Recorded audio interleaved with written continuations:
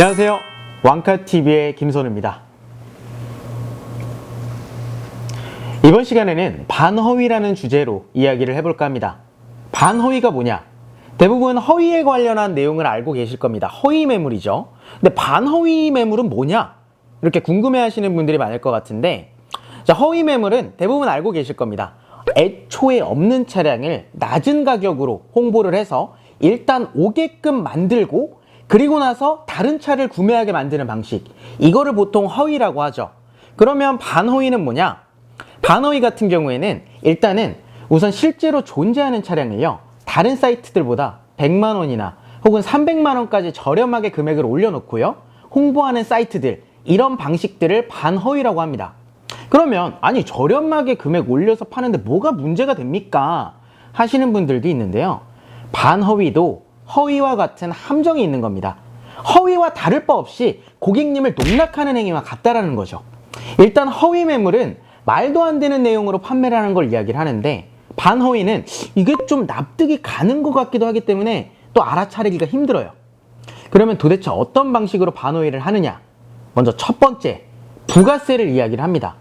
지금 말씀드리는 부분은요, 사업자로 구매하시는 분들은 당연히 부가세를 지불하고 세금 계산서를 받아야 하는데, 개인의 경우에는 세금 계산서를 받지 않기 때문에 이 부가세는 말도 안 되는 소리입니다. 그리고 또 간혹 가다가 부가세도 10%가 아니라 15%를 이야기하면서 중고차 부가세는 다르다라고 이야기하는 딜러분들도 있는데, 이거 말도 안 되는 이야기입니다.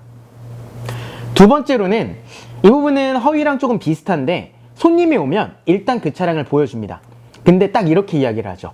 고객님, 오시기 직전에 이게 계약금이 들어와 버려가지고요, 일단은 이거 계약 진행 안 되면 이 차량으로 하시고 그동안 다른 차 좀 보시죠. 이러면서 유도를 하는 겁니다. 허위 매물 같은 경우에는 내가 보고 왔던 차량이랑 이 보여주는 차량의 차이가 너무 크기 때문에 조금이라도 이게 짐작을 할 수가 있어요. 근데 반허위 같은 경우에는 비슷한 연식, 비슷한 주행거리, 동일 차종, 그러니까 고객님이 보시고 오신 금액이랑 비슷한 차량이기 때문에 계약을 나도 모르게 하시는 경우가 많이 있죠. 정확하게 이야기하면 보고 오시는 차량이랑 약 500만 원 정도 차이가 나는 차량을 구매하시는 거랑 비슷하다고 보시면 됩니다. 자, 세 번째로 일단은 고객님이 왔을 때 우선 선택하신 차량을 당당하게 보여줍니다. 고객님 차 여기 있습니다. 근데 갑자기 이런 이야기를 해요. 고객님, 이게 전산이 잘못돼가지고 200만 원 정도 할부가 잡혀 있습니다. 그래서 저도 못 봤어요. 그러면서 유도를 하는 거죠. 고객님들 같은 경우에 내가 한 1,500만 원 정도 되는 차를 구매하기로 마음을 먹으면 한 200만 원 정도는 업해서 구매하는 경우가 있습니다. 이런 점을 이용하는 딜러들이 많다라는 겁니다.